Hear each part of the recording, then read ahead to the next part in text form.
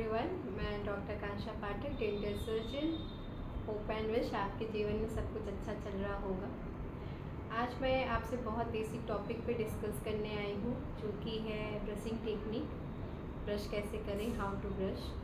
आप बोलेंगे ये तो बचपन से करते आ रहे हैं, इसमें भी कुछ नया बताया जा सकता है या सुधारा जा सकता है क्या? इफ़ आप सही तरीके से ब्रश नहीं करते हैं तो कुछ समस्याएं आपको हो सकती हैं, जैसे कि मुंह से बदबू आना, ब्रश करते टाइम में मसूड़ों से खून आना या मसूड़ों का सूख जाना।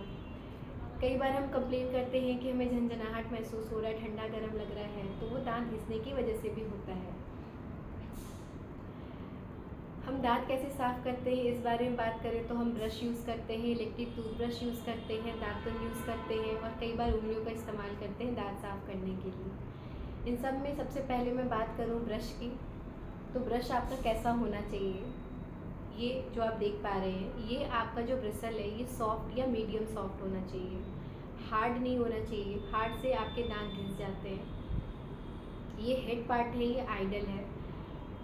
इफ़ आपको लगता है आपका मुंह कम खुलता है, अक्ल दांत तक आपके बस ब्रश नहीं पहुंच पा रहा है, तो ये आप छोटा हेड का टूथब्रश भी आता है, वो आप ले सकते हैं। मेन कंसेप्ट ये है कि each and every corner of tooth तक ब्रश पहुंचना चाहिए। मार्केट में वेरियस ब्रांड और बहुत सारे प्राइस रेंज के टूथब्रश अवेलेबल हैं। फ़र्क नहीं पड़ता आप कौन सा ब्रांड यूज़ कर रहे हैं और किस प्राइस का आप टूथब्रश यूज़ कर रहे हैं। मेन फीचर्स जो मैंने आपको बताया वो चेक करके लीजिए। इसके बाद मैं बात करूँ इलेक्ट्रिक टूथब्रश की, तो अभी लेटेस्ट मार्केट में वही आया है।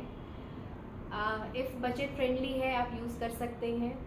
ऐसा कुछ नहीं है कि उससे बहुत आपके दांत साफ़ हो जाते हैं या वाइट हो जाते हैं। सेम वर्क वो ऑटोमेटिक तरीके से करता है और ये हमें मैकेनिकल तरीके से करना पड़ता है। दातुन की बात की जाए तो दातुन इफ़ आपको करना आता है अच्छे तरीके से, सही तरीके से, तो आप कर सकते हैं। नहीं आता है तो आप अपना दांत घिस लेंगे उससे लॉन्ग टर्म पे। ऐसा मैं इसलिए कह रही हूँ क्योंकि दातुन का जो सॉफ्ट पार्ट होता है उसको च्यू किया जाता है, चबाया जाता है, चबा के उसे ब्रिसल लाइक स्ट्रक्चर में फॉर्म किया जाता है, जो कह सकते हैं फ्लावर लाइक स्ट्रक्चर। जैसे ये ब्रिसल है वैसे ही वो चबाने के बाद एक वैसा ब्रिसल लाइक स्ट्रक्चर में फॉर्म होता है, जिससे हम दांत साफ़ करते हैं उसको चबाने के बाद। तो अगर हम उसे सही तरीके से नहीं चबाते हैं तो वो हार्ड पार्ट रह जाता है, जिससे अगेन आप बहुत बार घिसते हैं, ब्रश करते हैं, साफ़ करने की कोशिश करते हैं, तो लॉन्ग टर्म पे आपके दांत घिस जाते हैं, सेंसिटिविटी का प्रॉब्लम होता है। उंगलियों का इस्तेमाल दांत साफ़ करने के लिए रेगुलर बेसिस पे नहीं किया जा सकता है। आप उससे जब ब्रश करते हैं उसके बाद मसूड़ों की मालिश करने के लिए कीजिए।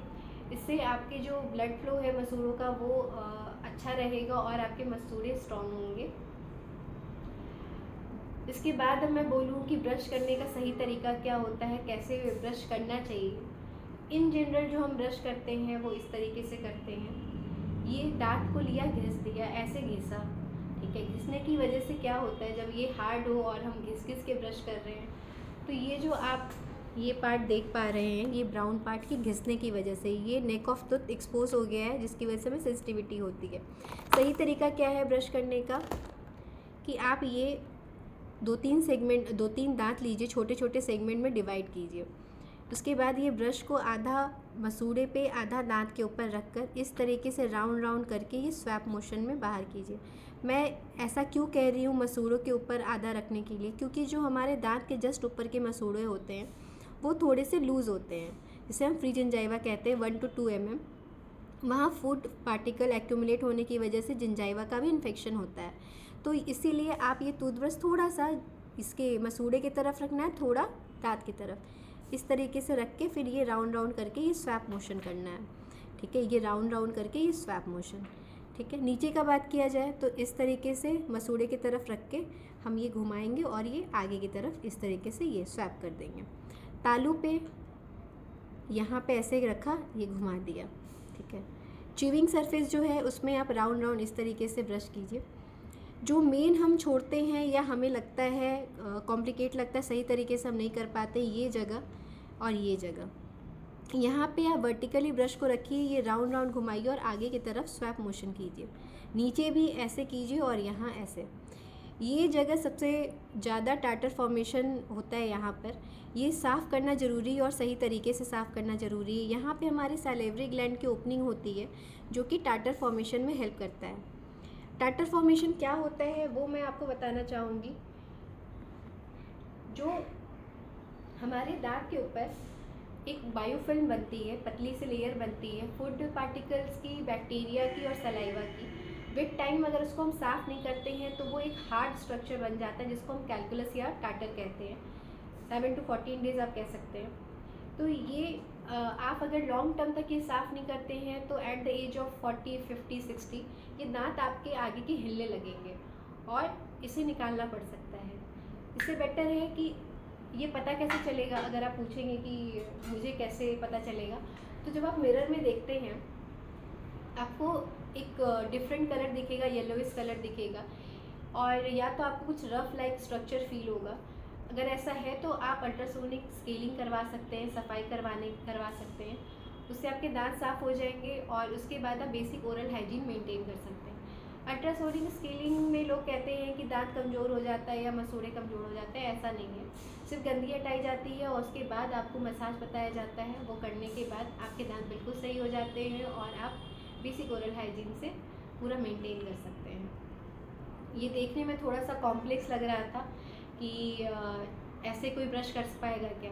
बिल्कुल कर सकता है। इसको ओवरऑल अगर हम देखते हैं तो ये बस राउंड मोशन है, थोड़ा सा जबड़े के ऊपर है और थोड़ा नीचे, इस तरीके से करना है ना। ये आप रेगुलर हैबिट में लाएंगे तो ये आपको कॉम्प्लेक्स नहीं लगेगा और इस तरीके से ब्रश करने से आपको डेंटिस्ट के पास जाने की भी ज़रूरत नहीं पड़ेगी।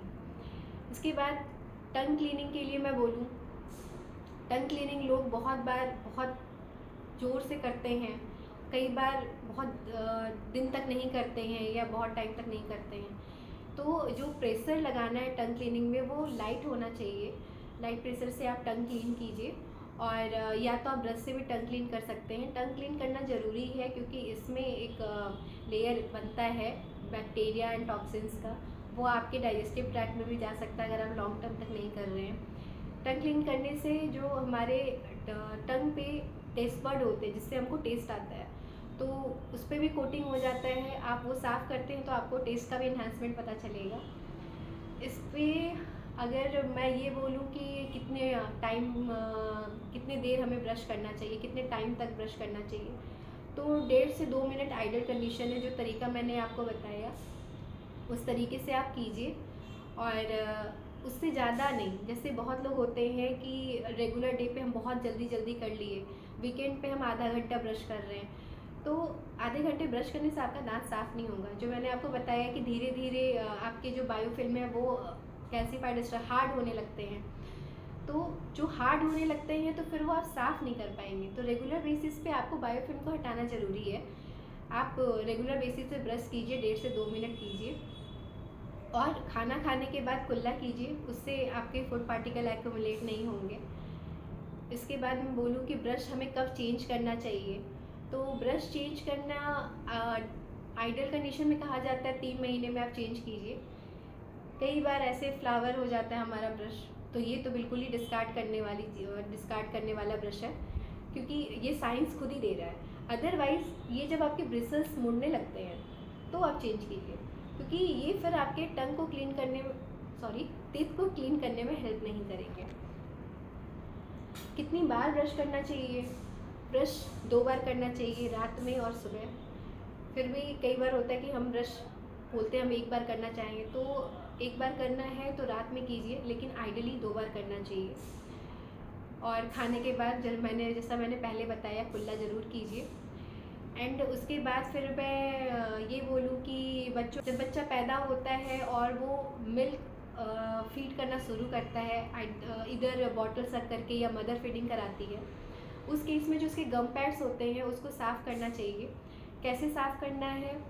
पतला कॉटन का कपड़ा या गॉज पीस लीजिए, उसको भिगोकर मसूड़ों पे ऐसे अच्छे से मालिश कीजिए और साफ़ हो जाएंगे वो, उससे इन्फेक्शन नहीं होगा। बच्चों में ब्रश कब स्टार्ट करना चाहिए?